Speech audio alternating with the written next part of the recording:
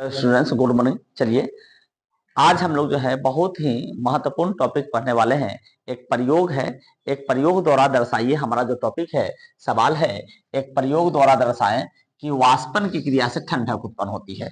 वाष्पन आप लोग समझते होंगे, वाष्पन किसको कहते हैं?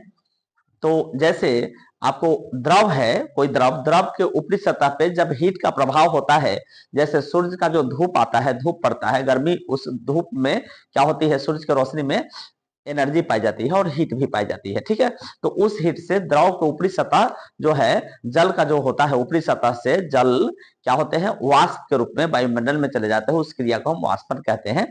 तो आज हमारा जो टॉपिक है कि क्या वाष्पन की क्रिया से ठंडक उत्पन्न होती है। ठीक है, इसको हमको एक प्रयोग के द्वारा दर्शाना है, बताना है कि किस तरह से जो है वाष्पन की क्रिया से, हम लोग जानते हैं कि वाष्पन की क्रिया से ठंडक उत्पन्न होती है। तो इसको प्रयोग करके आपको दर्शाना है, दिखाना है, कोई एक प्रयोग करना है और आप प्रयोग के द्वारा दर्शाना है कि कैसे जो है ठंडक उत्पन्न होती है। तो आज हम ये सीखेंगे कि कैसे इस प्रयोग को किया जा सकता है। तो इस प्रयोग को करने के लिए सबसे पहले आप एक मिट्टी के जो है सुराही लीजिए। मिट्टी से बना हुआ एक मिट्टी का सुराही होता है जो मिलता है। तो मिट्टी के सुराही में आप जल को भर दीजिए। गर्मी के मौसम में बहुत सारे लोग अपने घर पे जो है मिट्टी के बर्तन में जल रख करके उसको जो है कपड़ा से तोप देते हैं, सूती कपड़े से, और उसके जल को यूज करते हैं। वो ठंडा रहता है, गर्मी के मौसम में गर्म नहीं होता है। क्यों ऐसा होता होगा? तो चलिए हम लोग पढ़ते हैं।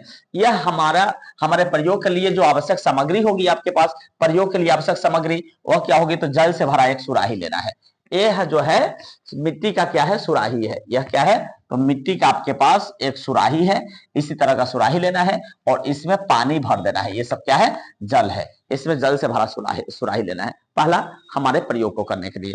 अब देखिए, अब हम लोग प्रयोग कैसे करेंगे? तो जल भरने के बाद देखते हैं हम लोग क्या कि आपको मिट्टी के सुराही में, देखिए मिट्टी के सुराही जो होता है, इस सुराही में मिट्टी के जो कण होते हैं, उन कणों के बीच थोड़ा थोड़ा क्या होता है, छिद्र होता है। यानी मिट्टी के सुराही में क्या होते हैं? तो छोटे छोटे, बहुत महीन महीन आपको छिद्र होते हैं। उसी छिद्र के द्वारा जो है आपको ये अंदर जो जल आप रखे हैं, अंदर जो जल रखे हैं सुराही के अंदर, ये जल जो है इस सुराही के बाहरी पृष्ठ पर क्या हो जाते हैं? तो आ जाते हैं अपने आप। मिट्टी के सुराही के बाहरी पृष्ठ पर, बाहरी सतह पर जो है ये जल के कण क्या होते हैं? तो ये जो कण है मिट्टी के, इन कणों के बीच में जो छिद्र है, उसी छिद्र के माध्यम से आपको जो है ये जल के कण यहाँ बाहर बाहर के पृष्ठ पर आ जाते हैं। पहला बात ध्यान कीजिएगा। अब ये जो है जल आया कहां से? तो अंदर से। किस माध्यम से? तो मिट्टी के कणों के रास्ते ये बाहरी सतह पर आके जमा हो जाता है। इस बाहरी सतह पर क्या जमा हुआ है? तो जल जमा हुआ है। क्या जमा हुआ है? तो जल जमा हुआ है। अब देखिए, अब इसको अभी हम बताएं कि बहुत सारे लोग इसको कपड़े से भी ढक देते हैं, फिर भी आपको जो है ये जल जो है, इन जलों का अब जो बाहर आया है, तो जल का क्या होगा? तो आपको जो है वाष्पन तो होना ही है। तो वाष्पन के लिए आवश्यकता क्या होती है? तो हीट की आवश्यकता होती है। याद रखिए, गर्मी के मौसम देखिए, आप कितना भी पानी कहीं गिरा दीजिए तुरंत वह सूख जाता है। लेकिन वही ठंडी के मौसम में थोड़ा सा भी अगर आपका पानी कहीं पे गिर गया हो फर्श पे, तो वह पानी जल्दी सूखता नहीं है। कारण कि उस समय ठंडी के मौसम में आपको धूप कम मिलता है, न के बराबर मिलता है, इसलिए वाष्पन की क्रिया बहुत ही धीमी होती है। इसलिए आपका जल सूखने में बहुत समय लगता है अथवा नहीं सूखता है। ठीक है, लेकिन गर्मी के मौसम में आप कहीं भी जल रखिए, तुरंत जो है जल वाष्पित हो जाता है। यानी गर्मी के मौसम में धूप ज्यादा मिलता है, तो वह जल क्या होता है? वाष्पीकृत होकर के, यानी जल वाष्प बन करके वायुमंडल में चला जाता है। अब चलिए सुराही में चलिए, जल आ कहा गया? तो मिट्टी के छिद्र के द्वारा, मिट्टी के कणों के बीच जो छिद्र होते हैं, उस छिद्र के द्वारा ऊपरी सतह पे आ गया। अब इस ऊपरी सतह के जल का वाष्पन होने के लिए आपको जो है ये जल क्या होगा? वाष्पीकृत होगा। तो वाष्पीकृत होकर के जाएगा कहां? तो वायुमंडल में जाएगा। तो इस जल को वाष्पीकृत होने के लिए अब हीट की आवश्यकता है। तो वह हीट आपको आएगी कहां से? तो वह जो हीट है, उष्मा है, वह कहां से आता है? तो इस सुराही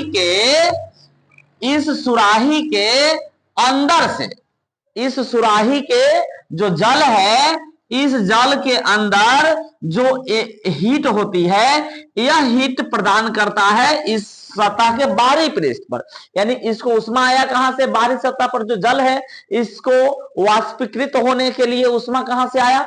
तो इस सुराही के अंदर की उष्मा आई। सुराही के अंदर का जो उष्मा है वह इसको प्रदान किया है बाहरी सतह को वाष्पीकृत होने के लिए। अब देखिए तो धीरे धीरे इस सुराही के अंदर का जो उष्मा है वो तो सोख लिया जाएगा, इसको प्रदान हो जाएगा बाहरी सतह पर के जल के कण को, ये जल के कण तो वाष्पीकृत हो जाएंगे, तो अंदर का जो है उष्मा वो तो पूरा का पूरा खत्म हो जाएगा। तो अंदर का अगर उष्मा अब खत्म हो गया, उष्मा अगर कम हो गया, तो इसका मतलब है कि अंदर का जो जल होगा वो क्या होगा? तो ठंडा हो जाएगा। अंदर का जल क्या हो जाएगा? तो ठंडा हो जाएगा। अब बताइए अंदर का जल अगर ठंडा हो गया तो अब क्या होगा? इससे हमको इस प्रयोग से क्या साबित होता है कि वाष्पन की क्रिया अगर होगी तो उससे ठंडक उत्पन्न होगा कि नहीं होगा? बिल्कुल होगा। चलिए हम क्या यहां पे लिखे, इसको जरा पढ़ लीजिए। प्रयोग में करना क्या आपको? तो मिट्टी, जल से भरा मिट्टी का सुराही लेना है।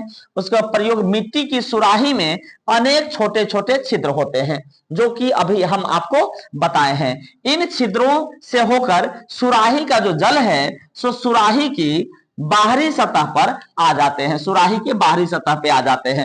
जो जल वाष्प बनकर वायुमंडल में चले जाते हैं। ये जो बाहरी सतह पे जल आते हैं कहां जाते हैं? तो वाष्प बनकर वायुमंडल में हमारे चले जाते हैं।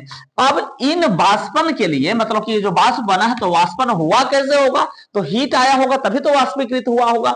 तो वाष्पन के लिए आवश्यक जो उष्मा मिला है इसको सुराही के जल से मिलता है, मतलब सुराही के अंदर जो जल है उससे इसको उष्मा मिला है वाष्पन के लिए। अब बताइए यहाँ का तो पूरा उष्मा जो है ले लिया गया वाष्पन के लिए, तो इसका मतलब है कि सुराही के अंदर का जो जल है बिल्कुल ठंडा हो गया होगा।